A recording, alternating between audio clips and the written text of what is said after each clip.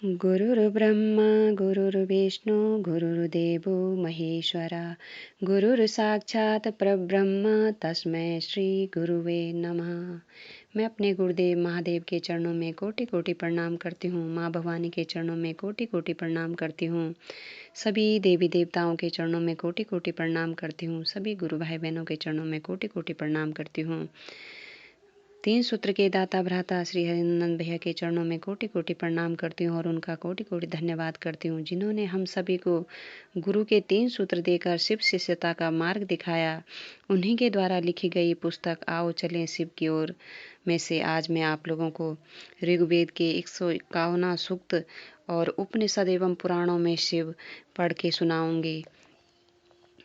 नमः शिवाय नमः शिवाय। हे गुरुदेव, हे महादेव, मुझ पर दया करना। सन्गच्छध्वं संवद्धध्वं सन्वो मनांसि जानतां देवाभागं यथा पूर्वं संजानाना उपासते। हम एक साथ चलें, एक साथ बैठकर परस्पर वार्ता करें, हमारी चिंतन धारा एक समान हो। पूर्व काल में देवगण जिस प्रकार यज्ञ में प्राप्त भोग सामग्री मिल बांट कर ग्रहण करते थे, हम भी उसी परंपरा का निर्वहन करें। समानो मंत्रः सम्मितिः सम्मानी सम्मानं मनः सह चितं मे सम्मानं मंत्रेः वह समानेन ओ हविषा जुहोमि। हमारा मन एक समान हो, मंत्रणा हेतु हमारी सभा एक हो, एक ही विचार हमारे मन और चित्त में संचरित हो। हे परमेश्वर, हम सभी मिलकर अपनी एक सदृश ज्ञान शक्ति एवं क्रिया शक्ति से समस्त पदार्थ समान रूप से तुम्हें अर्पित कर रहे हैं। समानी व आकुतिः समाना हृदयानि वः समानमस्तु ओम मनो यथा व सुसहस्ते। हम सभी का ध्येय एक हो, हम सभी के हृदय में एक समान भाव तरंगे हो, हम सभी के विचार एक ही तरह के हों। इस प्रकार एक समान मन और संकल्प से युक्त होकर कार्य करते हुए अपेक्षित परिणाम प्राप्त करें। नमः शिवाय नमः शिवाय। उपनिषद एवं पुराणों में शिव। प्राचीन आध्यात्मिक धार्मिक वाङ्मयों में उपनिषद और पुराणों की महत्ता अत्यधिक है। आध्यात्मिक चिंतन और ज्ञान के आधार हैं।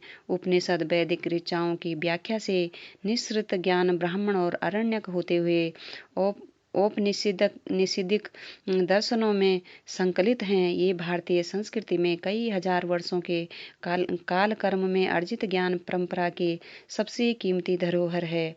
यह ज्ञान गुरु शिष्य परंपरा से एक पीढ़ी से दूसरी पीढ़ी को मिलता रहा है।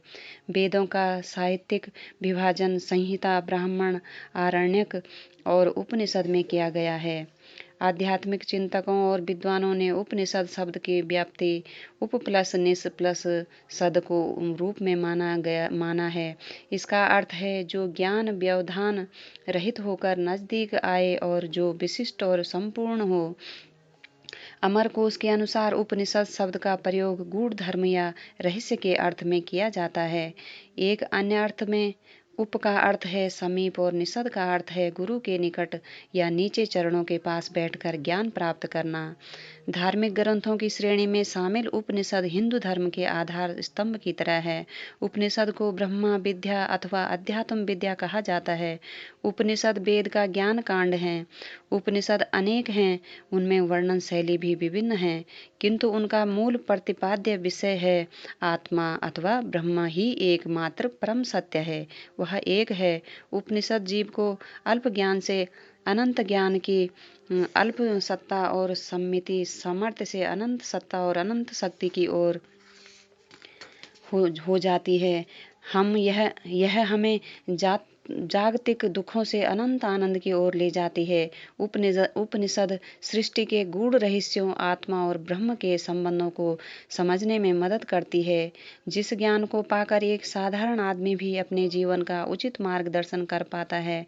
प्रमुख उपनिषद में सर्वाधिक प्राचीन ईशावास्योपनिषद के प्रारंभ में ही उल्लेख है। ईशावास्योमिदं सर्व यत्किंच किंच जगत्त्वाम जगत तेन त्यक्तेन भुंजिथा मा गृद्धा कस्य धनम।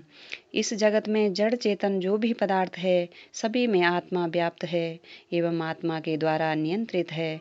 अस्तु व्यक्ति को त्याग पूर्वक जागतिक वस्तुओं का भोग करना चाहिए। उन चीज़ों के प्रति आसक्ति का भाव नहीं रखना चाहिए।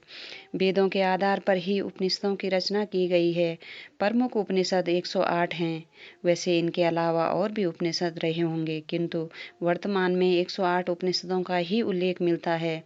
इनमें 11 को प्रमुख माना गया है। ये है ईश, केन, कठ, माण्डुक्य, मुंडक, प्रश्न, ऐतरेय, तैत्तरीय, बृहदारण्यक, श्वेताश्वतर और छंदोग्य उपनिषद। यदि किसी प्राचीन देवता को हम उपनिषद एवं पुराणों में वर्णित शिव का आदि रूप मान सकते हैं तो वह वैदिक देवता रुद्र ही हो सकते हैं। वैसे उपलब्ध प्रमाणिक साक्ष्यों के आधार पर सिद्ध है कि शिव मूल रूप में एक प्राक ऐतिहासिक देवता थे जिनका नाम पशुपति था। यही पशुपति कालक्रम में वैदिक रुद्र उपनिषद और पुराणों में शिव, महादेव आदि नामों से महिमा मंडित किए गए हैं। वेदों में रुद्र के नाम से उल्लेखित देवता का उत्कर्ष श्वेताश्वतर उपनिषद में मिलता है। यह उपनिषद शैव धर्म का प्रतिनिधि उपनिषद है। यहाँ परब्रह्म को रुद्र की संज्ञा दी गई है। इस उपनिषद का संकलन श्वेताश्वतर ऋषि ने किया था, अतः उन्हीं के नाम पर यह उपनिषद है। श्वेताश्वतर उपनिषद के 3 अध्याय में दार्शनिक दृष्टि से परब्रह्म का वर्णन हुआ है। जगत का एक अकेला स्वामी ईश्वर है जो अपनी शक्तियों द्वारा संपूर्ण जगत पर शासन करता है। वही इस जगत की उत्पत्ति, स्थिति और संहार का कारण है। रुद्र ऐसे अधिपति हैं जो सभी जीवों की रचना कर उनमें स्थित हैं और उनकी रक्षा कर रहे हैं। ये प्रलय काल में सबको अपने में विलीन कर लेते हैं। वह एक परम देव, परब्रह्म, परमेश्वर, विश्वक्षु है, अर्थात उनकी दृष्टि संपूर्ण संसार में व्याप्त है। वह विश्वतोमुख है, यानी उनका मुख भी संपूर्ण संसार में व्याप्त है। वह विश्वबाहु है, अर्थात उनके हाथ सब जगह हैं। वह विश्वपाद है, अर्थात उनके पैर भी सब जगह व्याप्त हैं। वह कहीं भी जा सकते हैं। ब्रह्मांड में जितनी भी सृष्टि है सब उन्हीं की प्राण शक्ति से संचालित है। यो देवानां प्रभुः स्वचोद्भवश्च विश्वधिपो रुद्रो महर्षि हिरण्यगर्भो जनयामास पूर्व स नो बुद्धया शुभया संयुक्तो। अर्थात विषय के अधिपति रुद्र जो इंद्र आदि देवता की उत्पत्ति एवं उनकी वृद्धि के कारण है, जो सर्वज्ञ हैं, जिनके द्वारा पूर्व में हिरण्यगर्भ को उत्पन्न किया गया, वे हमें सद्बुद्धि प्रदान करें। इसमें विभिन्न मंत्रों द्वारा रुद्र की पर्वतवासी शिव से एक रूपता स्थापित करते हुए स्तुति की गई है। रुद्र की सर्वव्यापता के संबंध में श्वेताश्वतर में कहा गया है कि संसार में जितने भी सूक्ष्म तत्व हैं उन सबसे सूक्ष्म वह परमेश्वर है, क्योंकि वह सूक्ष्म जीव के शरीर में प्रविष्ट होकर उनमें स्थित है।